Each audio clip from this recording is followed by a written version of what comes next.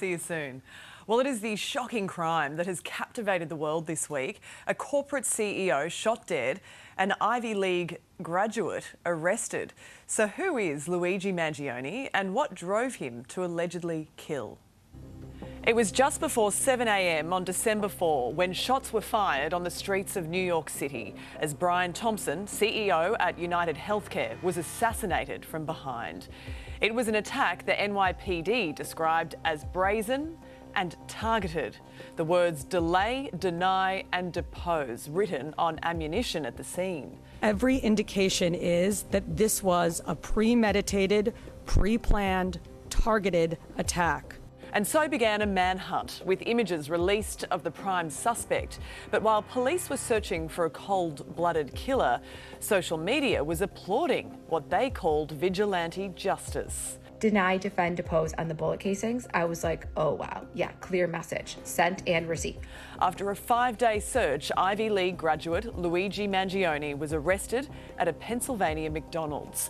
He's 26 years old with no prior criminal history, but his alleged manifesto paints a picture of a man railing against the American healthcare system.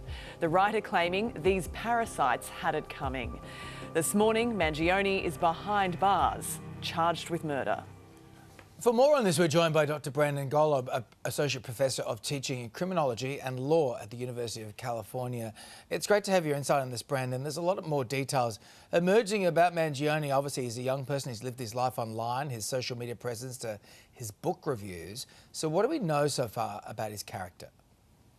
Good morning. It's wonderful to be here. And yes, as has been highlighted, a great deal of the public's focus has been on both Luigi's aesthetic appearance as well as his academic achievements. So we do know that he came from a well-known family in Baltimore. He attended a prominent Baltimore high school. He went on to earn computer science degrees from the University of Pennsylvania. But as we started to talk about, people have been quick to comb his social media presence, everything from the more standard fare, such as his Instagram or his X account, to his Goodreads or social catalog of books that he read. And there's been a lot of attention on the alleged book review or positive review of the Unabomber's essay or manifesto.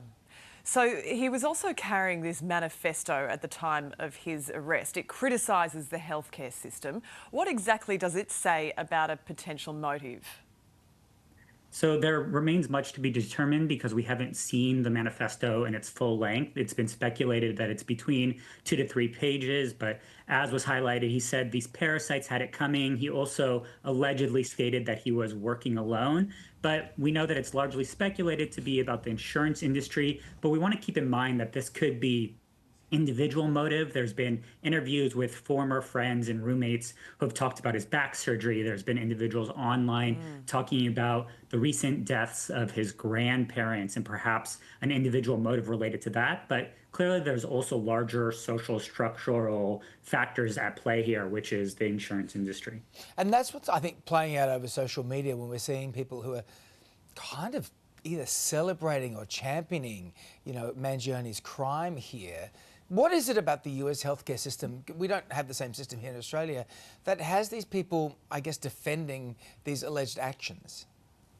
So there's 2 factors that are clearly at play. One in the social media support realm has been the romanticization and the sexualization of offenders. This is by no means new, but social media really amplifies it, and we're seeing that with Luigi's case. And then more prominently, as you highlighted, there is the social media support that has come from who the target of the crime was.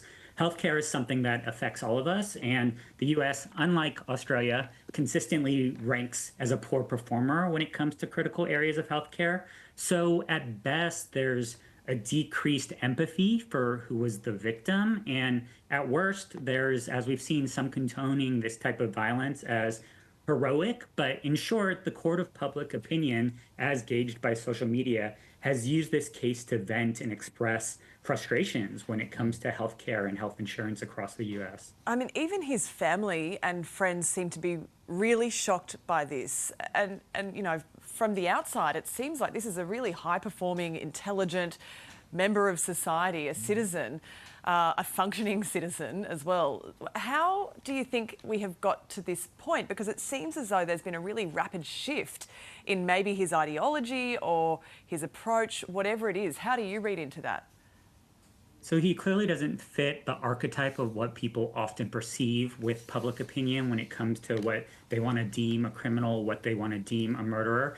But there's, of course, no way to particularly know why his actions were radicalized. But it seems as though there's really this combing through social media to try to figure out what led from this break of seeming normalcy to the complexity of individual biological and social factors that can lead to crime. And some of that might be in the evidence that the police seem to be gathering now, that the monopoly money in the bag, the use of the silencer and the timing of it all, to being caught at a McDonald's. I mean, it's all very confusing and manifest now. So is this going to be a clear-cut case for police and prosecutors?